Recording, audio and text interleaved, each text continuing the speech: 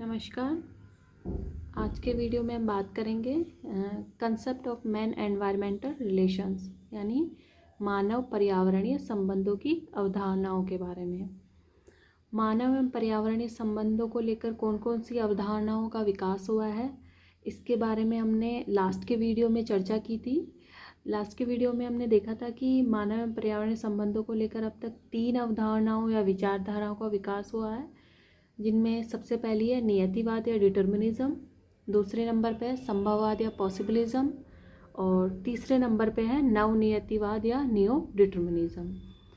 इन विचारधाराओं में से हमने नियतिवाद का वर्णन लास्ट के वीडियो में कर लिया था।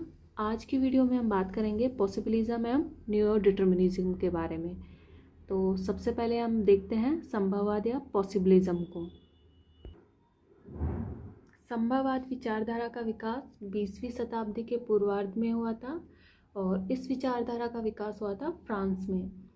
तो फ्रांस के जो भूगोलवेत्ता थे उनका इस विचारधारा को समर्थन प्राप्त था और इस विचारधारा के समर्थकों का मानना था कि जो मानव एवं प्रकृति के संबंध है उनमें मानव सर्वोपरि है, यानी इस विचारधारा में प्रकृति की बजाय मानव को सर्वोपरि माना गया है। इस विचारधारा के समर्थकों का मानना था कि मनुष्य पर्यावरण का एक शक्तिशाली कारक है और जो अपने क्रियाकलापों द्वारा प्राकृतिक भूदृश्यों में परिवर्तन करने की क्षमता रखता है, अर्थात प्राकृतिक भूदृश्यों में परिवर्तन करके वह सांस्कृतिक भूदृश्यों का निर्माण करता है। जैसे कि हम देखते हैं कि अनेक ग्राम या नगर, रेलमार्ग, पुल, नहरें, खेत या बागान, ये सभी क्या है, सांस्कृतिक भूदृश्य है और ये सभी किसका परिणाम है, ये मानव के क्रियाकलापों का ही परिणाम है। अर्थात मानव ने प्राकृतिक पर्यावरण में परिवर्तन करके सांस्कृतिक भूदृश्यों का निर्माण किया है। इस कारण मानव क्या है, प्रकृति से बड़ा है या प्रकृति से सर्वोपरि है। और इस विचारधारा के समर्थकों में कौन कौन है, अगर उसकी बात करें तो हम सबसे पहले लेंगे इसमें लुसियन फेब्रे को। लुसियन फेब्रे ने सबसे पहले संभववाद शब्द का प्रयोग किया और इन्होंने एक बुक लिखी थी, उसका नाम है ज्योग्राफिकल इंट्रोडक्शन टू हिस्ट्री। और इन्होंने कहा है कि इन्होंने मानव एवं प्रकृति के संबंधों को लेकर कहा है कि कहीं भी अनिवार्यता नहीं है बल्कि सर्वत्र तक संभावना है और मनुष्य इन संभावनाओं के स्वामी के रूप में उनके प्रयोग का निर्णायक है। अर्थात लुसियन फेब्रे का मानना था कि प्रकृति में या पर्यावरण में कहीं पे भी अनिवार्यता या लिमिटेशंस कहीं पे भी नहीं है, बल्कि मनुष्य के पास क्या है, संभावनाएं या अनेक विकल्प है और उन विकल्पों का चयन या प्रयोग मानव स्वतंत्र रूप से कर सकता है। इस प्रकार हम आगे बात करते हैं दूसरे समर्थक की, तो वो है वाइडर डी ला ब्लांश। इन्होंने भी संभववाद को समर्थन किया या संभववाद का समर्थन किया। तो इन्होंने माना है कि प्रकृति केवल एक क्या है, मानव की उपदेशिका मात्र है, यानी प्रकृति मानव की नियंत्रक नहीं है, केवल एक उपदेशिका मात्र है और मनुष्य के लिए प्रकृति एक सलाहकार से अधिक कुछ नहीं है। अर्थात इन्होंने प्रकृति को मानव के लिए एक सलाहकार मात्र माना है।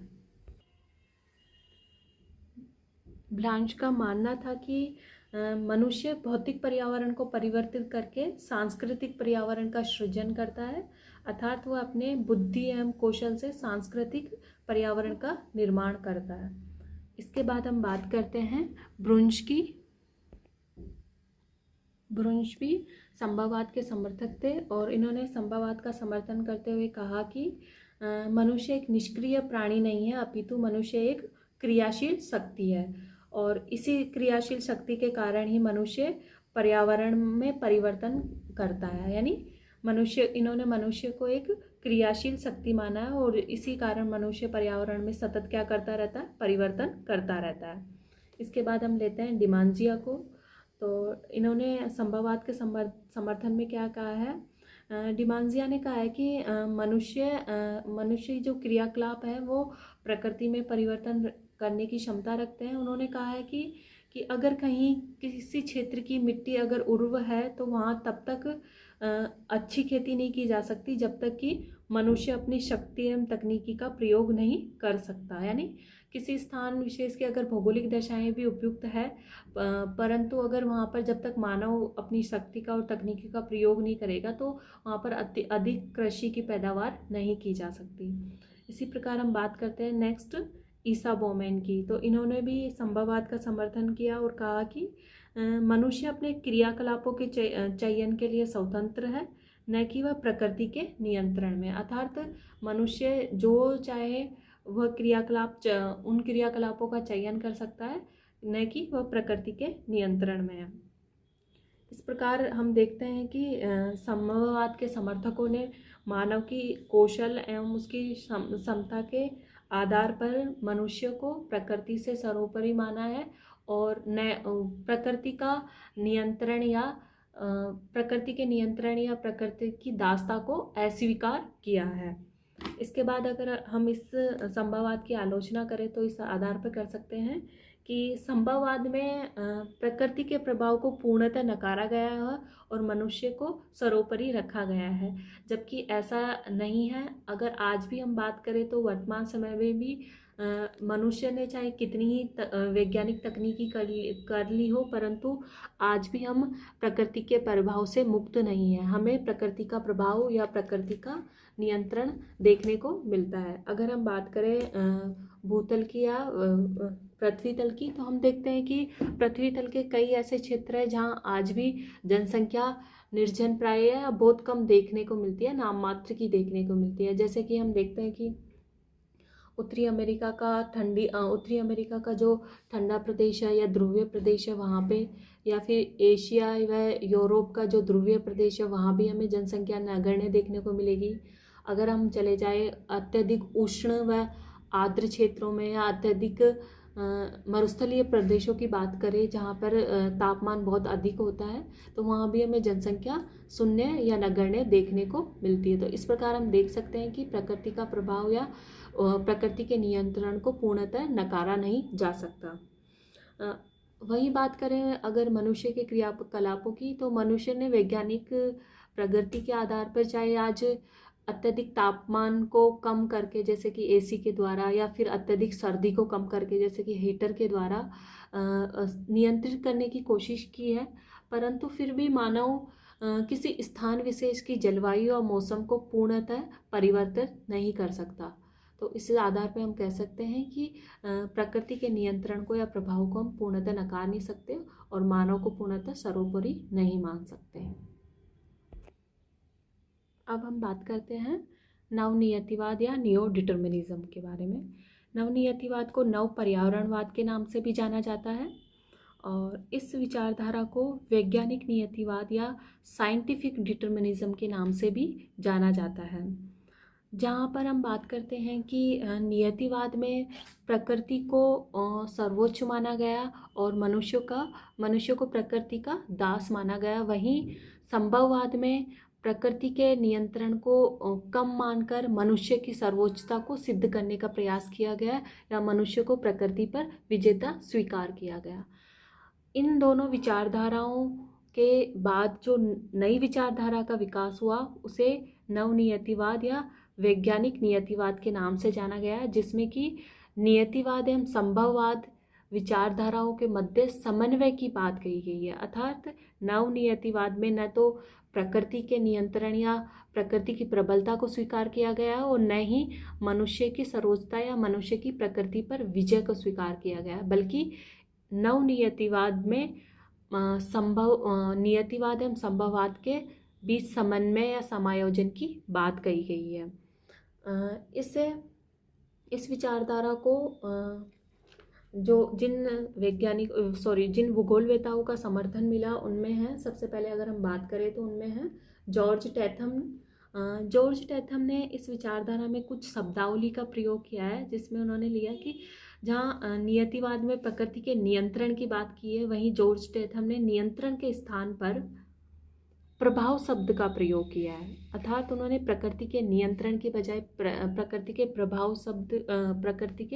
प्रभाव को स्वीकार किया है। वहीं उन्होंने प्रभाव के स्थान पर भी प्रतिक्रिया या समायोजन शब्दों का प्रयोग किया है। इसके बाद इन्होंने कहा है कि हम पूर्णतः या मनुष्य पूर्णतः प्रकृति के प्रभाव को नकार नहीं सकता या प्रकृति की अवहेलना नहीं कर सकता, क्योंकि प्रकृति का या पर्यावरण का कहीं ना कहीं मानव जीवन पर प्रभाव पड़ता है और मनुष्य को प्रकृति के साथ समायोजन या सहयोग करना होगा। और इस विचारधारा को इसी कारण इस विचारधारा को नवनियतिवाद या नवनिश्चयवाद के नाम से जाना जाता है। इसके बाद हम बात करते हैं ग्रिफिथ टेलर की। ग्रिफिथ टेलर ने भी नवनियतिवाद या वैज्ञानिक नियतिवाद विचारधारा का समर्थन किया।